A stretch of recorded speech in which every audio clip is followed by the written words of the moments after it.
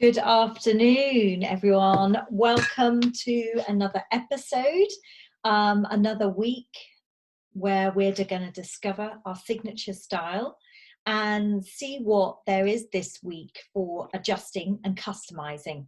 So I'm going to go through something of mine that I've dug out from my sort of to-do pile. While we're here in isolation, this is the perfect time to perfect those missing pieces of our wardrobe or something that we desire to sort of make better. I can see I seem to have got an oriental theme going on today with my dress in the background and as well the jacket I chose to put on this morning. It's just because it matched the top. So going a bit pastel, and my top tip is really just to go a bit tonal. So I'm going for grey trousers rather than something darker. To try and merge better, but also just picking the tones at the top. A light green lace and then the white of the jacket. It's a great way to sort of mix and match this transitional summer, spring to summer, winter, from winter season.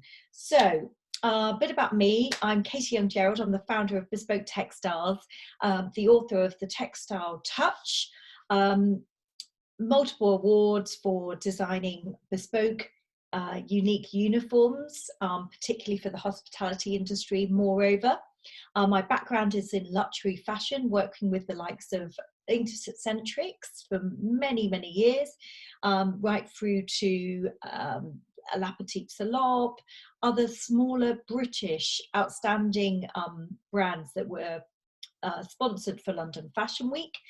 That's taken me over the last 27 years, all over the globe, connecting bespoke artisan makers, factories, as a supply chain to create a tailored supply chain for designers to help save waste, or designers and also brands. Now I'm doing this for people and brands, so I can help them with their style and a sustainable supply, right, so that they are empowered to have the perfect collection that is really honours their signature style, both for people and brands. And while we're in lockdown, I'm doing this in a sustainable way and actually looking at what you already have in your wardrobes and that you can customise and create something fabulous from, and reinvent your wardrobe, relove it, and repair it. Just turn that off. And so I'm going to kickstart with just giving you a couple of slides, a little bit about us, who we supply to.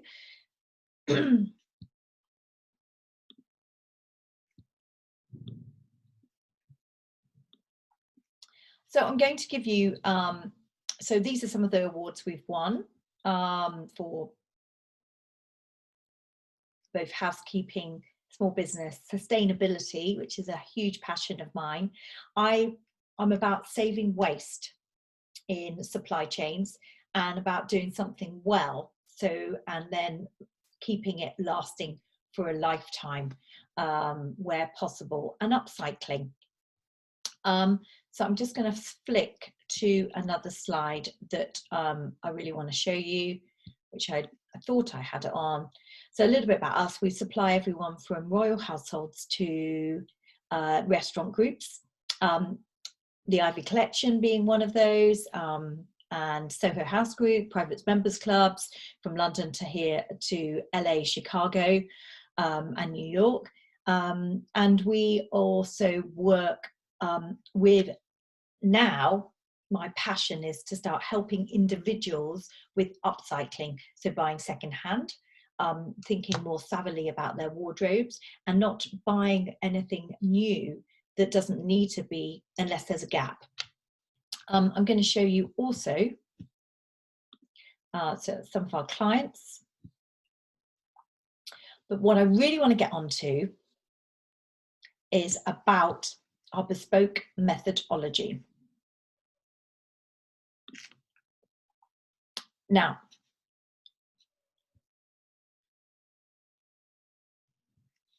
the picture, ignore the picture on this slide because I've just taken it from our other slide deck that I'm working on in the background.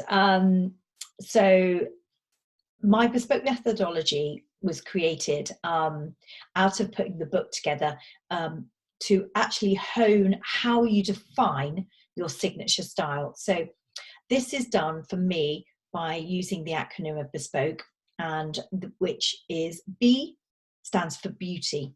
Everything you do must have beauty. E stands for ethics. And everything that I believe you do must be good for people, the environment, and the planet, of course. But the whole, it's got to work for the whole, from customer right through to the source, tracing the thread right back, and then making sure it's done well enough, more than well enough, so that it serves the purpose for longevity, not just a short while. Style, everything for me needs to have style, so you know it should include that. So it's timeless. It honors your own signature style or your brand style, and you really have energy and honestly portrayed through that, which I think speaks 1,000 words. P for people. It's all about the people that wear the clothes and the people that make the clothes and make the yarn and pick the yarn in the fields or fibers that are created to weave the cloth or the jersey that goes into the garment. So it's the whole thing is about making sure people are at the heart of all of that and looked after the whole way through. I believe in O for organisation, as behind any great process there is a great deal of organisation, and that's what I have a 6-step process for that. And then there's K for kindness, and then endless sustainable supply. And while I'm on this, actually, I may as well tell you briefly, I can just pull this up and change the slides. I'm about to reveal, I've now got to stop the share, and I wonder if I can do this. Sure. Yes, I can. This is not completely finalized, but I wanted to show you what we've been working on, which is the basis of my book, Textile Touch.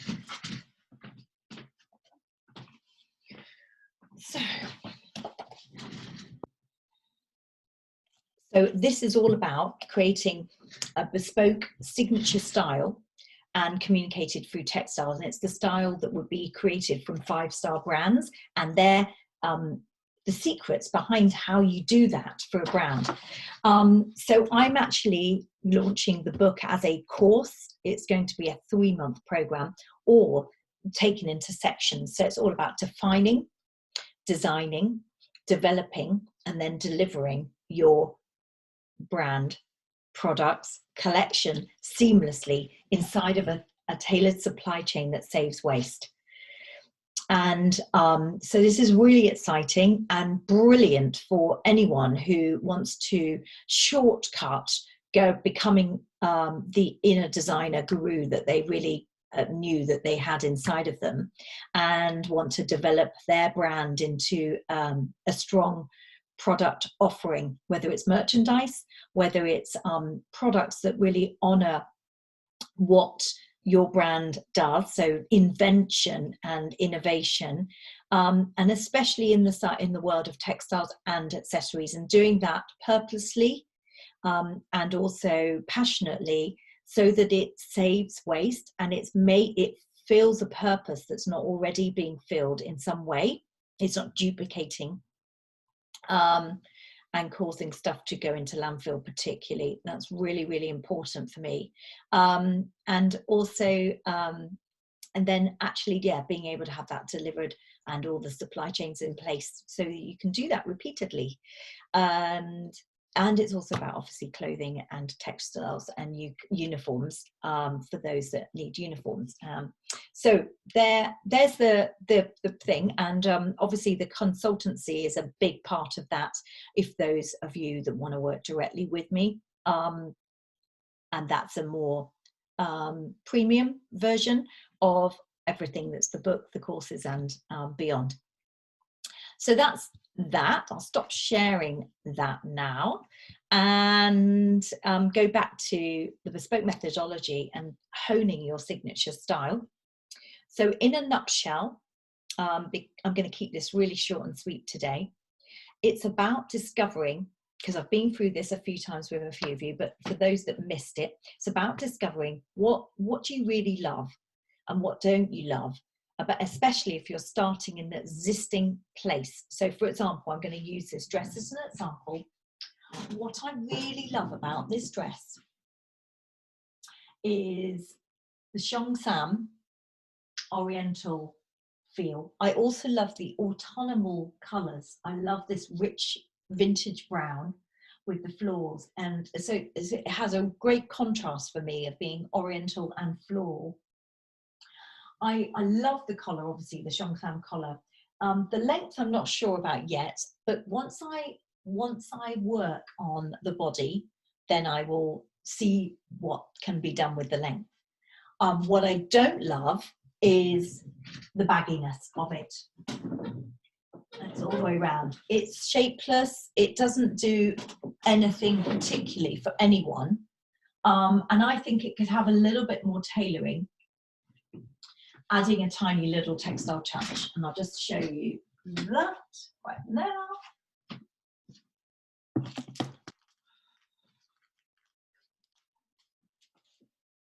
So I'm just going to do this super roughly just to indicate and show you how you can sort of play. But if you were creating and honing your brand or garment or collection, you have to go through this process mentally and physically. And then that can be the basis of the start of something that you evolve into your perfect collection, perfect piece, perfect garment.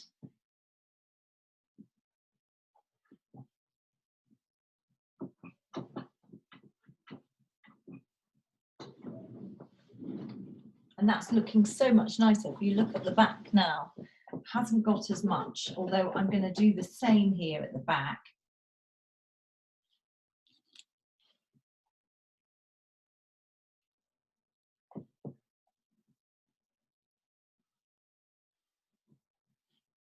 So the body's working quarter.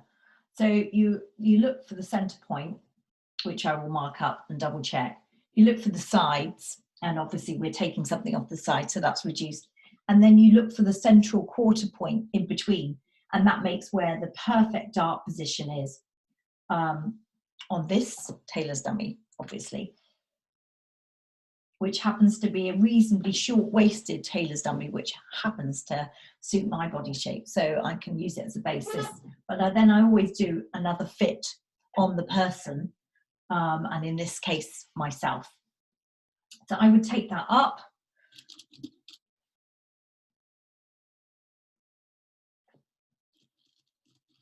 I would take that down. I'm just going to do it on the one side for speed.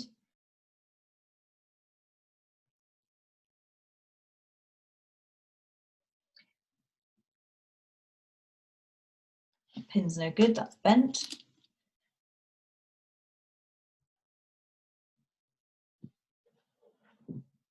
I'll probably go down, try and disappear it into the flowers at that point, because it sort of could go endlessly, but we're not trying to make it super tight, we're just trying to make it flowy with a little bit of tapering, so it doesn't look like a sack. So already you can see how lovely and smooth that fits. Just, and obviously I turn that inside, I mark this up now, I turn this inside out, and mark it actually with chalk on the inside, and then measure everything else, tweak the front again, because once you've done the back and once you've done the front, you usually have to readjust. So you balance everything out, and then you can come up with something quite nice, elegant. And I think it probably needs a teeny bit taking off the width of the bottom, and maybe that means putting in, there's no centre back, a potential little vent at the bottom hem. So that's sort of gone through my work through on what to adjust, and that's what I'm working on currently. This has got a pocket, so I might play with moving that pocket in, or not. Let's see, once I put the final darts in and balance the other side. But that's sort of really shaping that together, and I'll show you what I do with that when it's finished. So yeah, so it's all about going back to the signature style methodology. How you define this before you even get to the designing stage is actually start finding out what you love, what you don't love. And then it's also about looking at what sort of style inspiration you want the rest of the pieces in the collection to be. So you can see there's sort of an oriental theme here, but then I might be wanting to balance that with other key basics like a top and a trouser and a jacket. So, and then you can slowly build up a whole sort of capsule collection. Seem to have got on to only wardrobe key pieces at the moment, but that's just because it's a good example that I can give you today. There's always a different take on this depending on who we have on the Zoom call or my project of the day. So then there's working out what you've got to spend. So you would then look at the materials. Have you got enough budget to go really high end, or is it going to be more of a middle market product? And in which case you need to know if it is being sold on, what's the price point that you can go to on that product, and that what comparable markets have you got to almost be an inspiration for you. For example, I love vintage upcycling, and I've been looking at this fantastic website called Lovely's Vintage Emporium. I really like what she's doing on there. It's a really nice inspiration, not upcycling yet on there, but again, and I love what Thrift are doing where they're reselling vintage. So there's plenty of room in this space in the marketplace for adding an upcycled collection there. And I've been researching sort of price points on that because it's about making something completely unique. And then having a strong branding behind it, which creates the value, and it being obviously incredibly well made and having quality behind it that makes it last. So then I would move on to, so once you've isolated and understood what your budget is, identified rather, and the fabrics that you can work with, it's about then choosing those materials. Is it going to be in the more ornate evening wear sector? Is it going to be more of a day wear? Or does it need to take from day to evening? So therefore you might have some interchangeable elements to it that you can add sort of glam to it, and also then dress it or sophistication and elegance, but also be able to sort of wear it more daytime quite effortlessly and look the part. So you can sort of move it up a level, or you can move it down. Then there's also looking at the other pieces, as I talked about, you know, that you might want to add to the collection. Now I'm going to actually bring this up today because I have identified some other pieces that I'd like to put in my sort of growing collections that I'm building.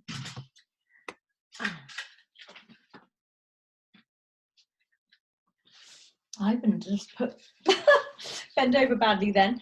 So this is a jumpsuit, and it's not great if it's not put on a body, I have to say. I can really see it doesn't display well.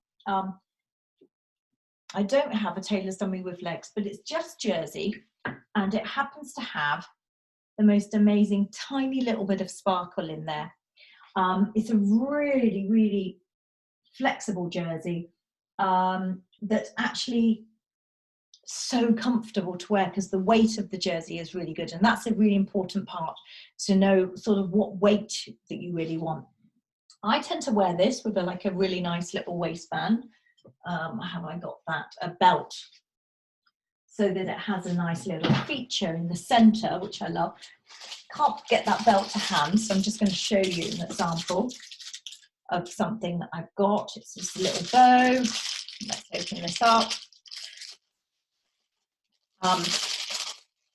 And then I have this elastic belt that I put with it often, and it just makes the waistline look much more elegant. Let me show you this. I picked this up from in Shamshu Po, actually, in Hong Kong some time ago, and they're sort of for applying on shoes or putting on a jacket, but they're into removable pieces like that, or something on a belt or an accessory or a brooch is a really good idea for uniform, and a good way to take something from daytime and then into evening perhaps, and sort of glam it up a bit, add a little bit of sparkle, as I like to say. So that's another key piece. And a final one that I have, which seems to be on a bit of a glam theme now, this sequin jacket, which some of you have seen before, I picked up from a second-hand shop recently. Loved the fit of it. It's absolutely incredible on. And it's got a sweet little collar, a little bit like this Sean Sam collar, very tiny. And a zip. So super modern, super easy to wear, and very good for a majority of body shapes. Very sort of loosely tailored at the back. So, and because of the sequins, it's so heavy with the lining, it just drapes and falls beautifully on pretty much any body shape. Obviously, you've got to scale it if you're going for a collection, but that's the kind of thing and shape that's just really effortless. Very clever by putting it in the sequin material. It makes it a real keeper, so it's a very special piece in the collection. But again, you could put this into a really daytime fabric as well. Cotton sateen would be a really strong one, or something very, very versatile. I can turn those notifications off.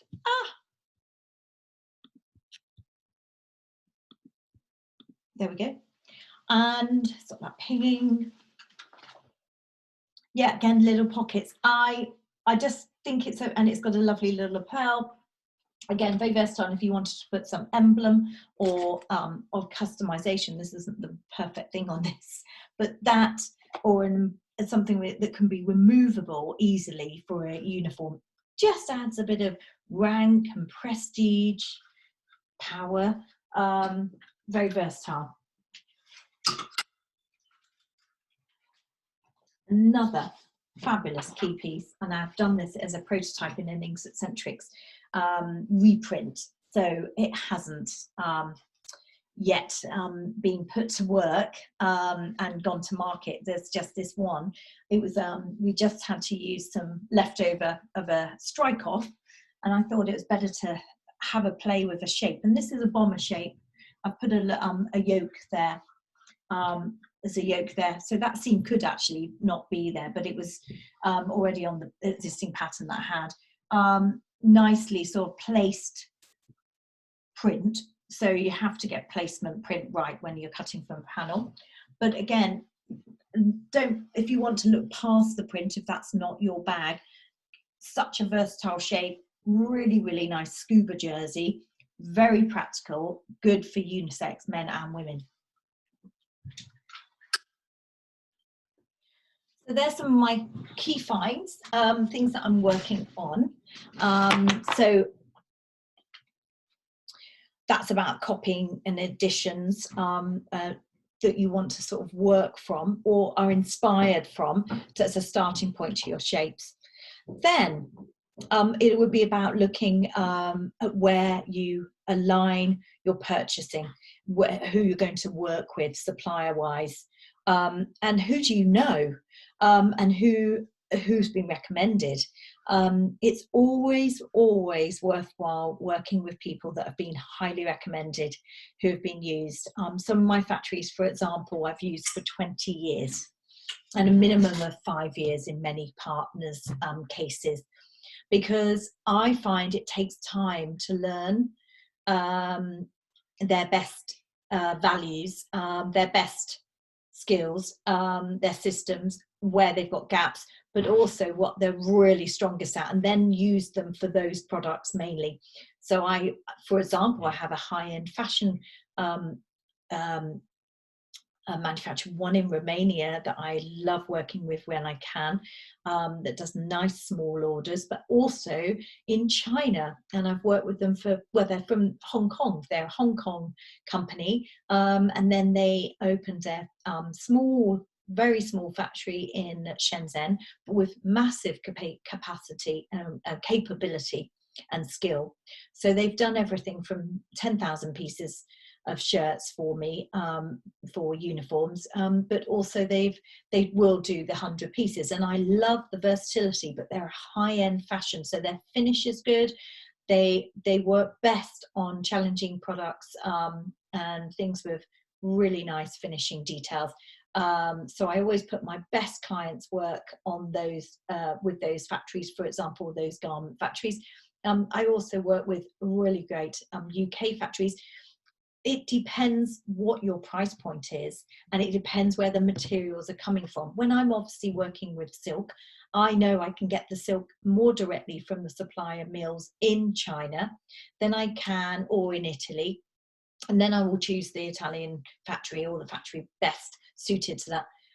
It depends on what time of year it is, when that's going to fit with the production schedules, and also the supply of the materials, and joining it all up as a tailored supply chain that actually saves waste, saves time, saves lots of transiting, which is very, very toxic on that environment. Obviously, anything we don't have to keep flying around the world is really helpful, because long distance factory working is time consuming if you haven't got the time to ship things. And you really want to aim to do that and plan that into the production phase naturally. So moving on, so then there is thinking about how you're going to store, package your items.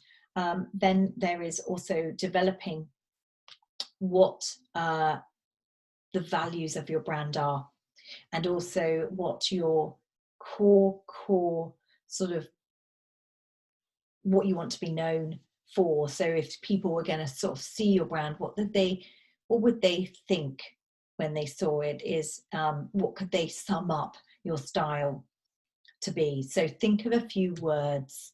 So for example, if I was thinking of Bill's restaurant, I would think they're very cool, they're very quite retro. They love that vintagey style, down to earth. They're about seasonal style, and they are very much about the individual. They love people expressing themselves uniquely with their uniform. Whereas I think Buckingham Palace, I think they have a strong heritage that has to be honoured, elegant at all times, ready for public display, but need to be incredibly comfortable, practical, and high quality. So you can see that there's a values and a connection, and that you want others to experience, which you need to work out what that is for you. So, and then there's many other ways to do things. So there's going down the bespoke route of developing which is always good for some bits of the collection. And then there is buying off the shelf and cleverly chosen items that can be customized. And us uniform people can do that because we can work with a plethora of different suppliers who can supply, you know, or fit into our supply chains and actually help create a look together. But it has to be curated from a style, creative designer's point of view. And that's the skill where we can bring that to you and then put your branding artistically and also practically applied, whether that be an embroidery or whether it be a detachable embellishment emblem. And I think it's about making something that lasts, making it really comfortable and making it beautiful and on purpose to communicate that brand's real signature style. I think that's probably enough to cover for today, but if you've got any questions, please send me a message below on the feeds when you get this. I'd be really grateful for any feedback, any questions. I'd love to help, and especially please jump on the next time, which is Monday at 12 o'clock. And it will be back to Mondays as we just got interrupted by Easter holidays. So it'll be every Monday at 12 o'clock, and it's all about putting a signature style together. And then also the next episode will be about how to customize that bespoke signature style and make that wardrobe item that's not working or that style that's not working for all your staff really perfected. How can we improve on it and upcycle it? That's what we're going towards, is upcycling, saving waste, working with what we've already got in a time where we can't just go and fly around the world or, you know, buy loads of things that may not maybe just a short fill gap. So it's all about saving waste, turning that, you know, what could be waste into wealth again, and falling back in love with your wardrobe, your collections. Lots of love. Thank you. Take care. Bye.